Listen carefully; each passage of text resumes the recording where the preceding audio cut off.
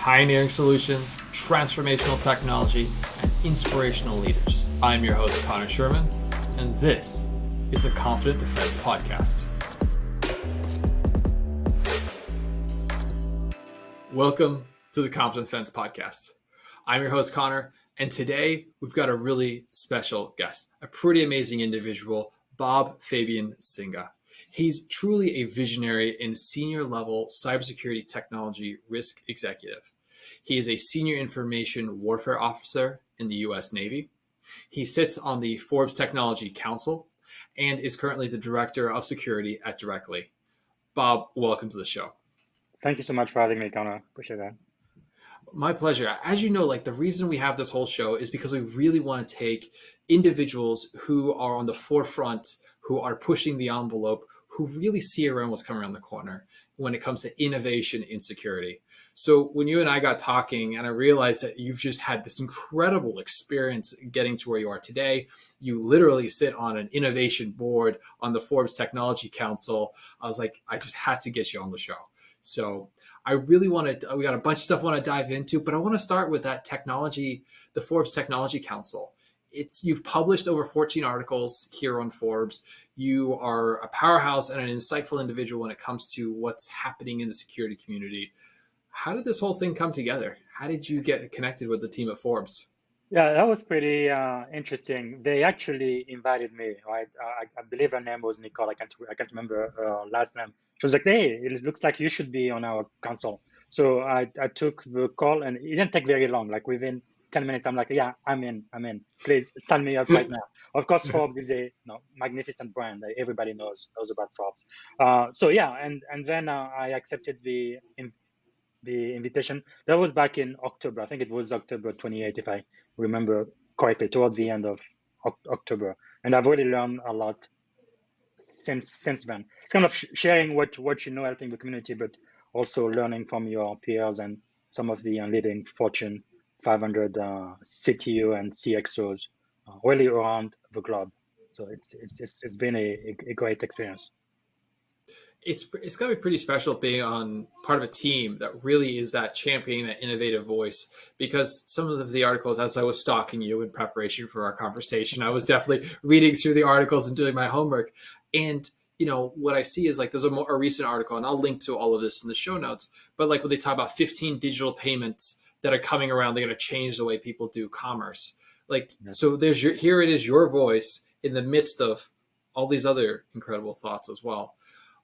What are some of the topics, or what are some of the areas that you think that are worth highlighting and mentioning that are changing and there is some innovation coming into?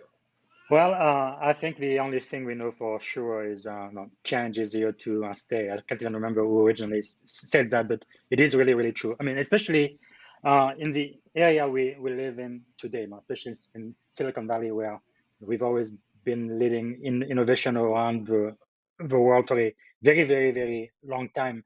But one thing I believe is we really need to build more and more leaders, right, in the world today, with all of the changes happening and the advancement of technology, automation, right? And there are a lot of jobs already we know that are never going to come back. Robots have taken over, and I think there's going to be a lot more changes in the future, and especially 2020. Who could have thought, this little pandemic that started in China would pretty much change the world, the way we knew it. So things change. There's a lot of disruption, and you need to adapt. But I do believe one skill that is really crucial is learning to be a leader. Kind of put yourself ahead of the curve if you can, because I think no matter what happens with technology or automation, there will always be a place for somebody who can lead, because that's just something that is needed. So, and it is kind of strange, though. I'm trying to think back when I first came to the US. Back then, I was a pre-med student, and I instantly knew that was in the 90s, right? In the mid 90s. I've never seen a computer before. The first time I really touched a computer was in 1997. I was very afraid of the computer. But the way I got over my fear is I took that one computer where I was working, I completely set everything apart. I took all of the components out and then I put it back together. I'm like, okay, I can do this. I did it again and again, and my fear of computer just evaporated. And I've been really, really infused and very, very much excited about technology. But anyway, my original point was when I first started my career, I kind of knew no matter what you did in the world, whether you are, I don't know, a doctor, a lawyer, or whatever it is you do, you need to know about computers, technology. It's going to have to be a part of your life. And you also need to know about business. I just felt like those two things were crucial no matter what you did. And of course, no, technology has definitely revolutionized the world and the way we live, right? I cannot even spend like half an hour without my iPhone this day. It's just amazing how much a part of our life and work it is today. Well, speaking of that blend of like security and business, I'm so glad somebody else saw this too, because that's what I got my degrees in. I'm like, I'll get my trade in cybersecurity and my degrees in business, and hopefully, there'll be some value here. So, either we were both on the right path or we're both equally crazy. But no, I think you're absolutely right. Yeah. There is a sense where every company has become a technology company. And now Yes. it's our job to use that technology, not as just from an operational perspective, but really that competitive advantage. And I think Absolutely. the next logical extension of that is every company is a security company. And Yes. you can, again, use that as like a burden, or it becomes that competitive advantage in the marketplace. Yes, and that really became very clear to me when I moved to Silicon Valley. I was working for a startup called Pivotal, and one thing we used to say is, yeah, every single company is a technology company. They just may not be aware of it. So we are Yes. going to provide our platform and allow them to complete their digital transformation, and that's what we did. I stayed there for like 2 years and a half. It was really a great time, and I learned a lot. So let's go back to that notion you mentioned about leadership, right? As like the meta skill of all of the technical skills, being able to Yes. lead in that capacity. What are some of the things that you'd like to see in the security community as it portrays to leadership?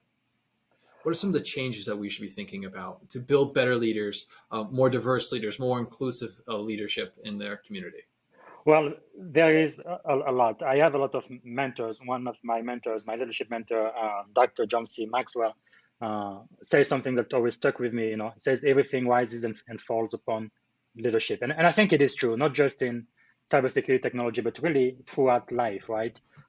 Leadership is a very, very key skill. But I think at its core, leadership is really all about influence. Like you mentioned earlier, I've been in the U.S. Navy Reserve for 16 years now, and to the military, leadership is to the Navy kind of what vocation is to real estate. It's really all about leadership, leading Right. people, men and women, in times of war and peace. And if you're going to have people follow you, and they know that there is a good chance, they may not come back, you better be a pretty good leader, right? So Right. that is really, really critical in everything we do in the service. But I just feel like uh, cybersecurity, I think, is a really great field, right? I consider myself very lucky to have stumbled upon security. I think Mhm. we are relatively young compared to all of the other professions out there. I think it's Yes. probably maybe 10 years ago that it became an official, profession, because most people prior to that, they just did it as a Short hobby, right? short But of being an Instagram influencer, I think we're the youngest yes, uh, industry out there. Finance has had how many hundreds of years, and we've had exactly. 20. Yeah.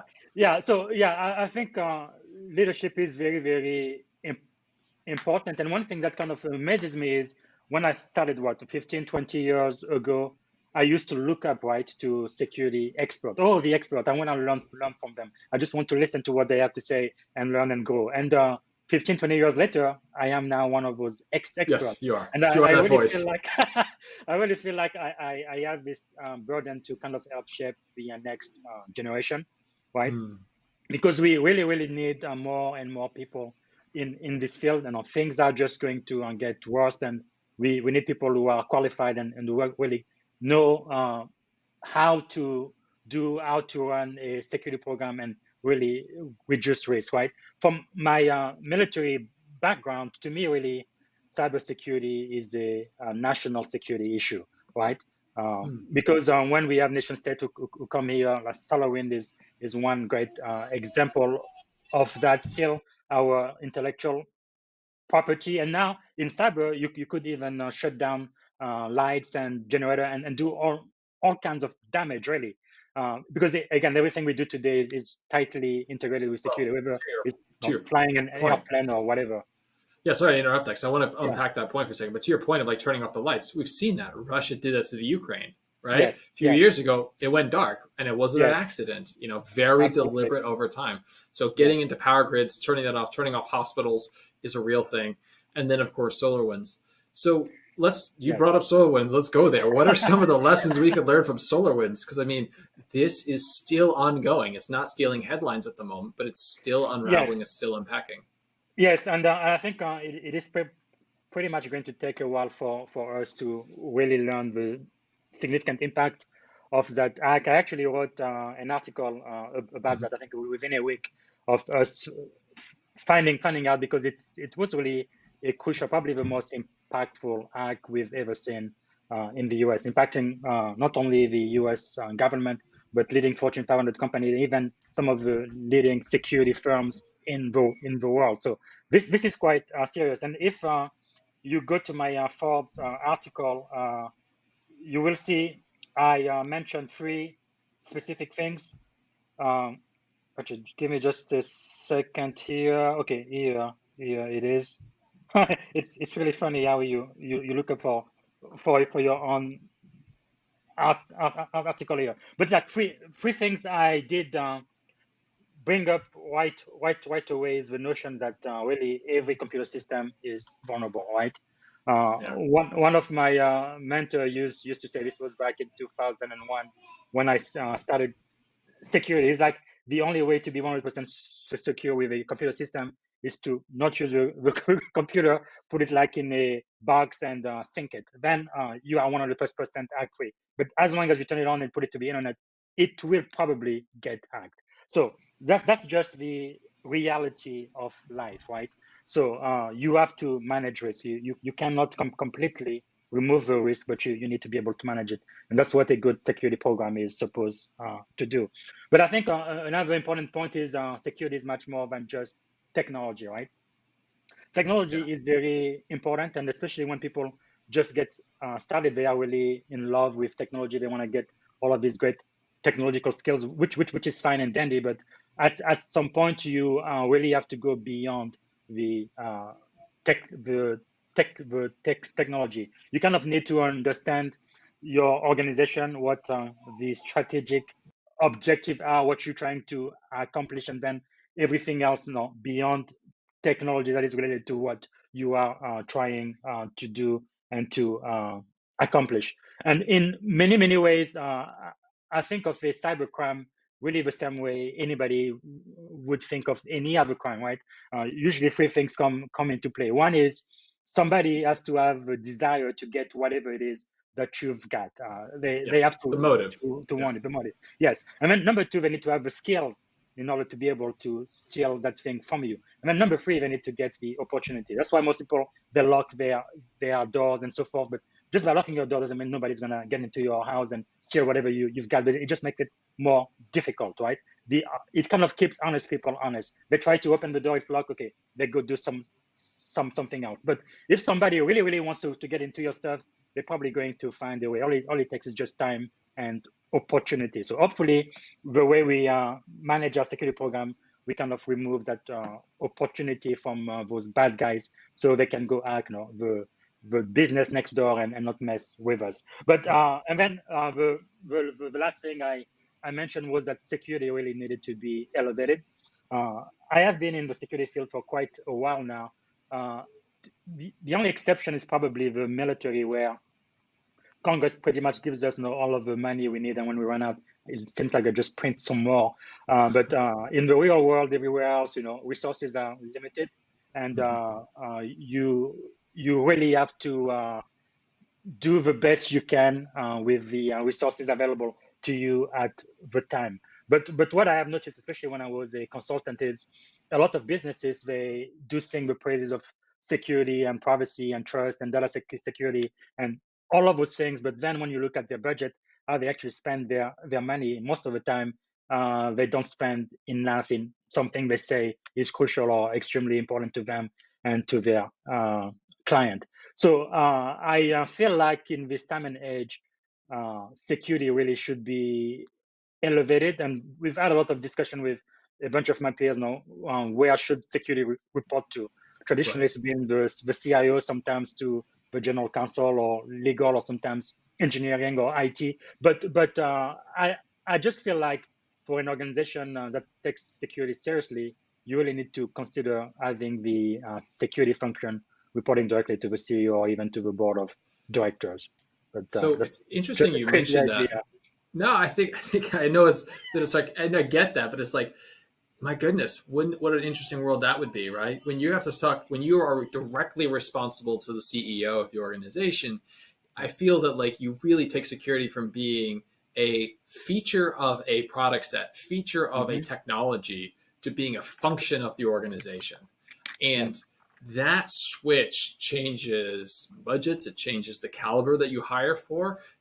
Hiring someone to run your security program, if it's baked under the CTO or baked under the CIO, okay, Yes. they're technical, they can't talk to the board, that's fine. You might hire that person. But if they're reporting to the CEO, they have to know the business, they have to know the market, they have to Yes. know all these things that a CEO would expect.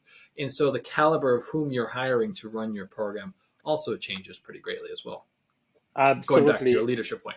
Yeah. Yes, and one thing you mentioned is extremely important because I have seen it, day in and day out in the industry. Many times people try to kind of add on security at the end, what is bolted on, instead of security being baked into the software development life cycle process. So it is very important to think of security from the very beginning than trying to figure out, okay, we've got this great software, this great application. Oh, but we forgot about security, kind of like an afterthought. That's definitely not the way Right. to go. And I was just having a conversation with a someone who actually has blended the roles of CIO and CISO, and he's the CIO CISO over at Wiley. And we were just having a conversation here on the podcast, and he was talking about the same thing. It's like he has built this community, this organization where security is built in, not built on the Yes. product lifecycle. So it's, to your point, it's in that SDLC, it's in the CI/CD pipeline, it's there up front because we thought about it when we thought about the feature we're going to bring to market. It's like Yes. it's a first class citizen.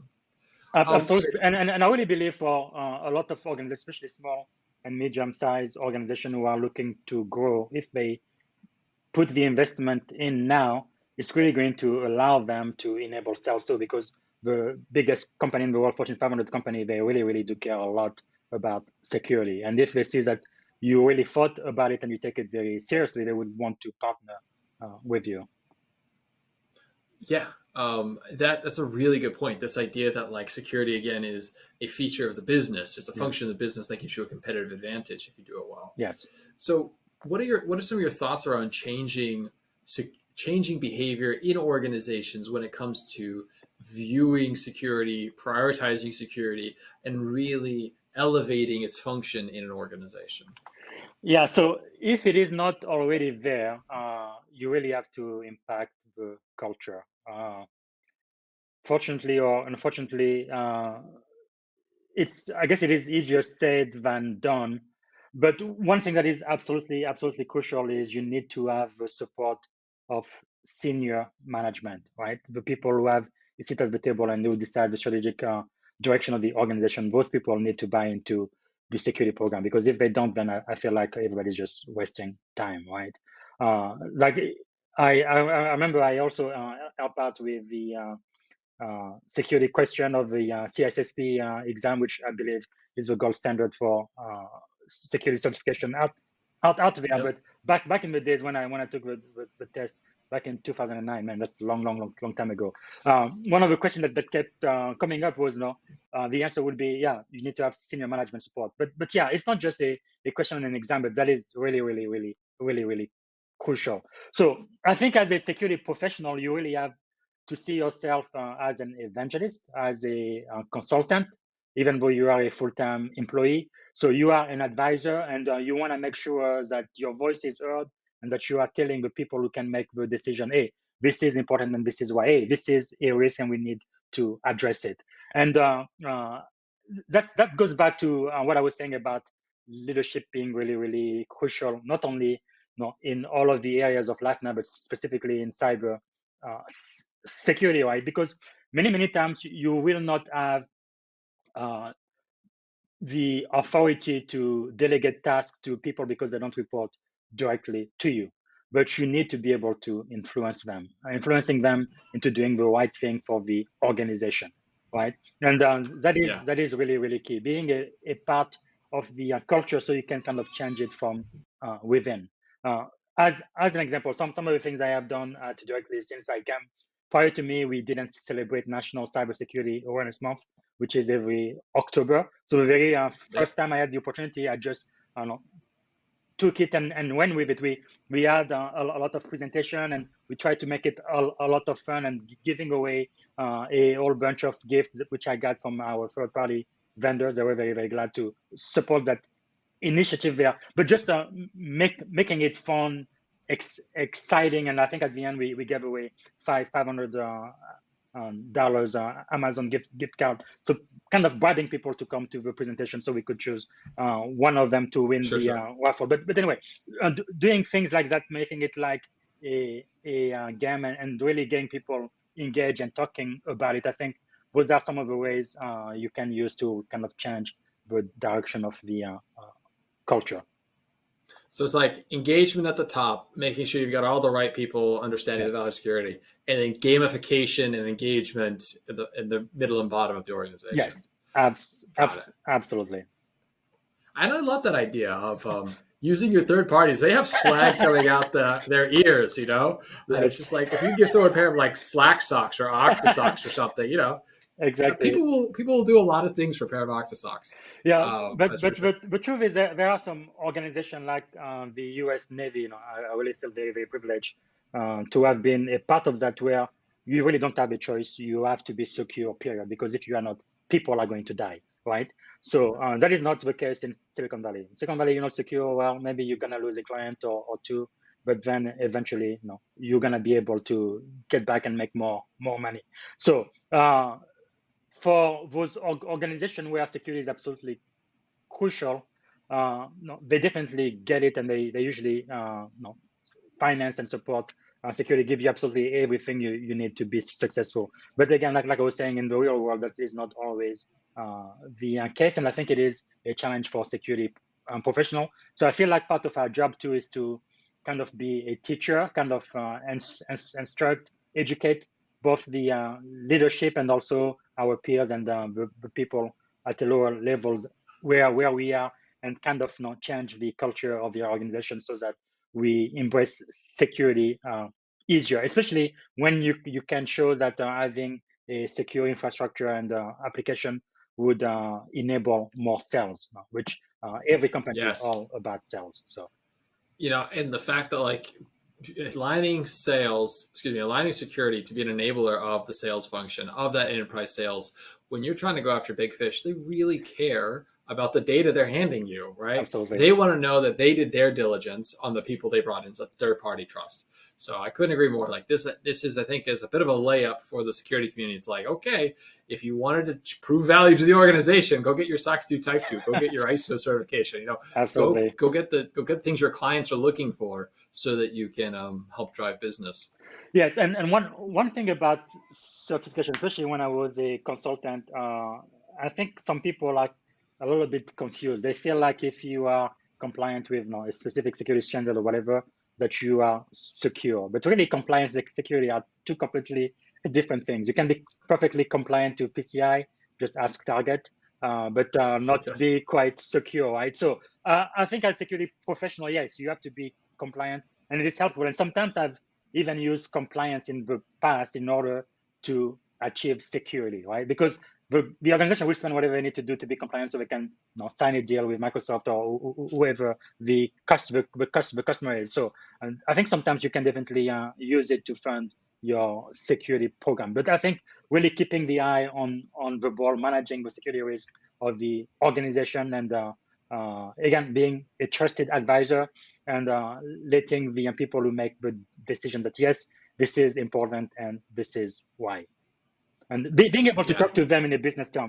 Earlier, we talked about when I was saying technology and business. This is another reason why you don't just want to be a techie and speak your technology jargon that no business executive can understand. You need to be able to translate that into a business language so they know exactly what you mean and how critical the risk might be. And that's also a way, again, for you to get more funding when they understand where the money is going and what the return on investment Yes. would be. When they could see what the output's going to be, because it is such a nebulous thing that we're solving for. We're dealing with risk, mitigating risk that may not happen from an adversary that you can't see on a technology that you don't understand. Yes. Like, that's what they're hearing. So absolutely. they're like, oh, okay. Oh, you want the certification? Should we get that deal? Done. And then I think the art and science of being a security leader is using these wins and these opportunities to say, great, let's all arrive here safer than what the standard's calling for. Absolutely. So that we can, you can use these opportunities to increase silently in the background, the security standard. Absolutely. So talking about like paradigm shifts and things that are changing, I've had some pretty interesting conversations. You mentioned this thing once where like there was this paradigm shift in how you were viewing your security program to move away from the legacy and embrace the newer ways of thinking about things. And one of the ideas you came up with is like, or you expressed was this: the internet is our network. And yes. I love that idea that like we're beyond the LAN and WAN, DMZ's decentralization. It's like, nope, the internet's our network. Let's go build for it. So can you unpack that for me? And like, what are some other paradigm shifts that you think as a security community we should really be bringing to the front of our mind? Yeah, I think that was back in 2014 when I moved to Silicon Valley, the very first startup I worked for. It was very, very interesting because prior to that, I had higher education and government experience, and everywhere I've been, we had those huge data center and servers and stuff, and you have everything on-prem. So at this location, and I go, I'm like, okay, where's the data center? We don't have any data center. It's all in the cloud. The email, it's all in the cloud. Absolutely, 100% of everything in the cloud. I'm like, wow, this is quite amazing. So how in the world do I secure the data we care about in this enterprise, knowing that it is not in a specific location right here in our environment? Well, it's kind of changing the way you think about security. Again, those security principles and controls really they remain the same, but just the way you apply them would have to change, right? And if you forward then 6 years later, 2020, with this global pandemic again, at Directly we are a cloud first company. Thank God for that, because when this pandemic hit and everybody had to work from home, well, no problem, because everything is in the cloud. They can access the cloud from the location in San Francisco, and they can do it from their home no matter where they live in the world, as long as they have access to the internet. So that was really a huge, huge, huge plus. So I think there are still some organizations, for whatever reason, they are very, very resistant with moving to the cloud. The US Navy was one of those because they were like, it's not secure enough. We don't really trust them. It's not our server. We don't have our guards around and so forth. But if eventually we kind of caved in because it just makes business sense, right? You're saving a lot of money, and it can be as secure, even more secure than anything you have on prem, depending on how you set it up and all of the controls you have in place. So if there's anybody out there who's still doubting why they should really complete their digital transformation journey, you just have to think about 2020 and the global pandemic. So again, anyone who invested into the IT infrastructure prior to that wasn't affected as much as everybody else. Yeah, the ability to be like, okay, everyone, here's your laptop, just have fun. Yes. It's like, it is pretty incredible to see that you can pick up these when you are a security leader, bringing in these paradigm shifts. And I think Devstack Ops is another paradigm shift. This idea that you need to engage in the company, move shift left, take security upstream, engage it so it's built into the process. It's another one to engage with. And one thing about DevSecOps, right? So I've been working in engineering centric organizations since 2014, so the past 7 years or so. That's when I was first exposed to this concept and the agile methodology, right? Prior to that, at the University of Alabama in the US government, it usually takes us 6 months or a year to produce code. But in Silicon Valley, it's like every 2 weeks, they have 2 weeks sprint. I'm like, what in the world? So it's like they are really producing code at the speed of thought, really. So it really takes a while for kind of security to catch up.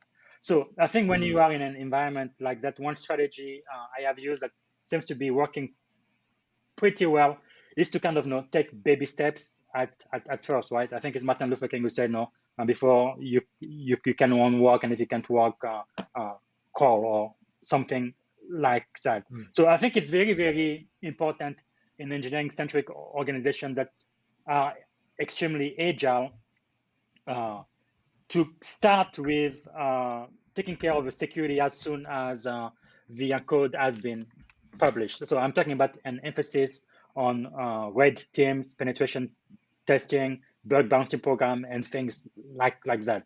The code has been published, and here we are just hack the egg out of it to see what your vulnerabilities are and try to fix them before the bad guys discover them and exploit them. I think you do need to start somewhere, and then with time, like what you mentioned, is trying to shift security no, to the left, and you really need to bring it as close to the developer as possible.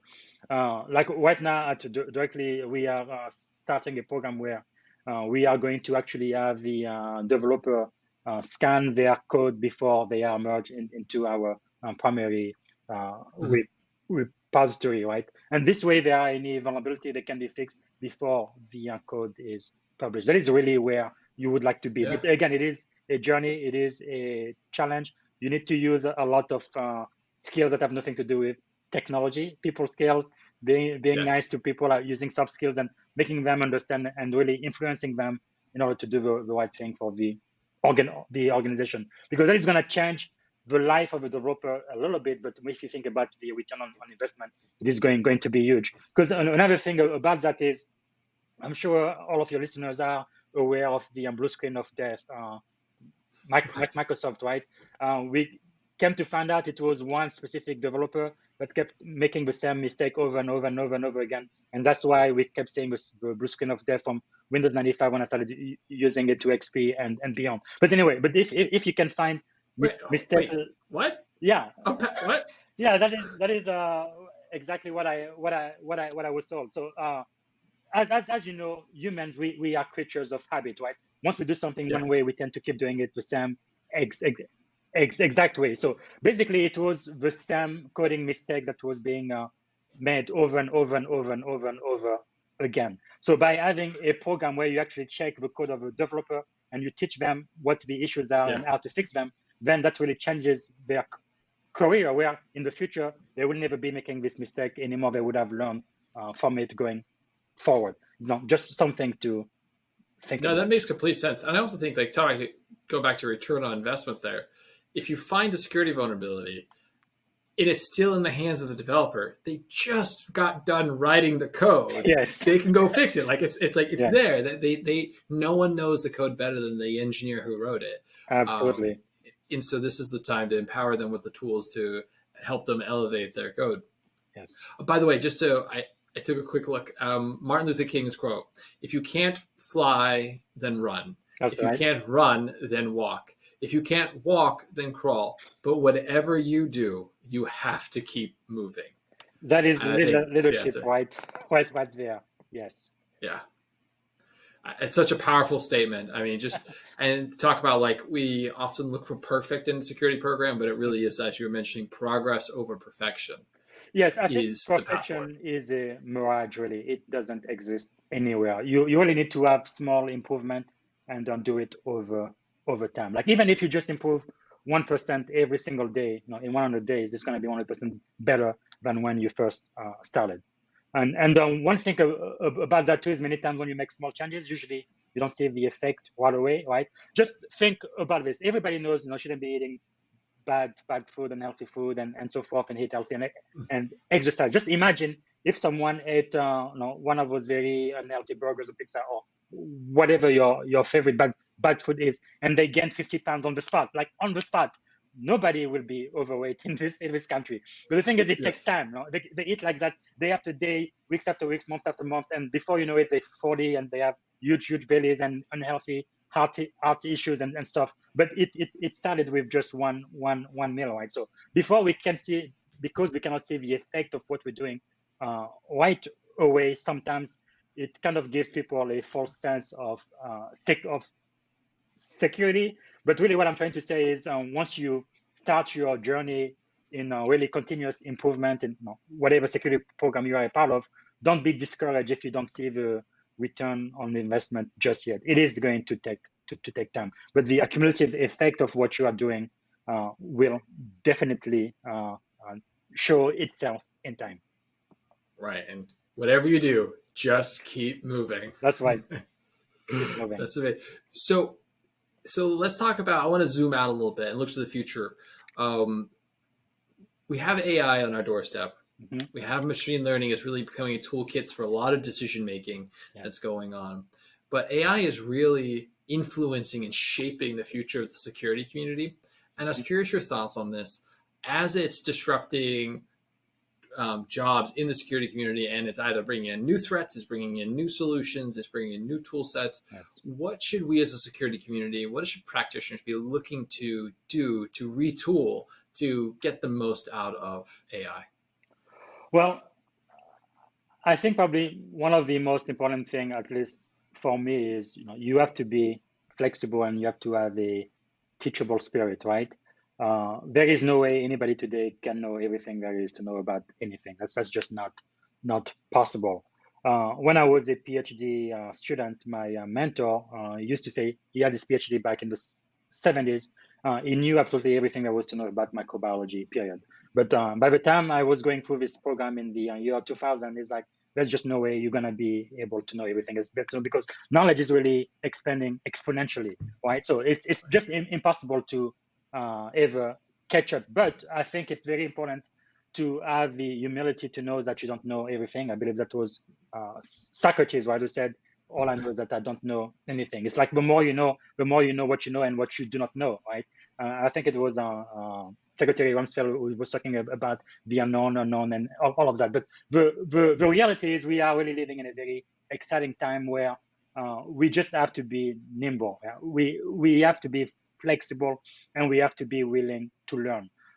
I must say, prior to coming to Silicon Valley 10, 15 years ago, I really felt like, I kind of knew everything there was to know about securing infrastructure and system on prem. But of course, we have advancements of the cloud, the internet, and all of that. That's pretty much out of the window. So I have to become a student again, over and over and over again. So I feel like that's a very, very important characteristic for anybody in the security field to have, just to know that you're not going to know everything and you have to be willing to learn. All right. So that is very, very important. Do the research and find out. Now, one thing about technology, automation, machine learning, and AI, and all of that, it is true. A lot of jobs are going to be displaced. I can't even predict now, if I could see in my crystal ball, probably entry-level position like security analyst and that kind of thing. We probably are not going to need human beings to do that anymore in the near future, because a bot can do the analysis much faster and better than any human being can, and we don't need sick time, vacation time, or benefits. So that is probably going to happen in the next five years or so. But having said that, like I was saying earlier, leadership is one of, I believe, the most critical skill in this area right now, because we will always need human beings who have leadership skills in order to lead the implementation of whatever technology we come up with, and also lead people, right? So part of the reason why I work at Directly today, about 2 years ago, I joined the leadership team there, because part of the reason was I wanted to learn more about artificial intelligence. We are into what we call CXA, right? Customer support automation. We use machine learning and artificial intelligence to completely automate customer support. So we do have a few companies out there in our niche market to kind of do what we do. But one thing I think that separates us from the competition is the fact that we don't just do artificial intelligence, but to that we also add expert engagement. So we have human beings who Right. are expert in whatever the field might be, the software or the technologies that then help make our artificial intelligence even smarter, right? And I think that collaboration, that contribution between machine and human, I think has worked very, very well for us. So I guess I've said all of that to say, yes, eventually, I guess robots are going to take over the world, but there will always be a need for the right people who have the right skill set. And it goes back to, I think, what you said earlier, just a moment ago, which is that having that teachable spirit. Yes. It's, I think this is there's obviously, you're right, there's been significant displacement when there are, more mature AIs doing these particular discrete tasks. But for every, I think the statistics I keep hearing is that for every time, like when the internet came out, for every job that it displaced, it created 2.3 more jobs. That's and right. We're going to see the same thing with the next exponential that comes in place. Every time we disrupt a job, there'll be 3 or 5 more that comes up because we'll have new caliber of problems to go solve for. Like, we have to go figure out how to defend against deep fakes, for God's sakes. You know what I mean? So it's like we've got a whole world ahead of us. So I think it's really incredible, though, that you chose a company to partner with to come in as a security leader because you wanted to learn more about the artificial intelligence side and be a part of that journey as they are transforming the way that customers interact with this customer service, which is now an artificially intelligence-powered customer service. Yes, absolutely. And I really like what you said there. So I think personally, I believe formal education is still important, right? That's the reason why I spent so much money to get 2 graduate degrees in the first place. But it is not everything, right? You are not done educating yourself once you get a bachelor or a master. To me, that's really just the beginning. So now you know how to do basic research, you know how to ask questions. And something my mentor used to tell me many times, just asking the right question pretty much gives you 50% of the answer of the solution right there. So learning how to write, how to communicate, all of that very, very important. But really, you don't know anything because in my estimation, if you are like in a cybersecurity program now, by the time you graduate in 3 or 4 years, you get your bachelor or your master's, everything you've learned is pretty much obsolete by the time you get that paper degree. So I think it's important to have that foundation and kind of build from there. But don't think that, because I have this little degree from Harvard or whatever school you went to, I know everything there's to know, because you do not. Couldn't agree more. It's constant. Where there's constant change, there's going to be constant learning for us to keep up and adapt. Well, Bob, as someone who has been publicly quoted as saying, "My superpower is my unshakable determination to succeed," I want to just say it is evident through your certifications, through your insights, through your publications, that you are on this track to truly transform and influence the future of the cybersecurity community. So for that, I just want to thank you, and also just thank you for coming on the show today and really taking a moment to explore and unpack these categories of conversation with us here today. Thank you so much, Conor. Really, it was a great privilege to be here.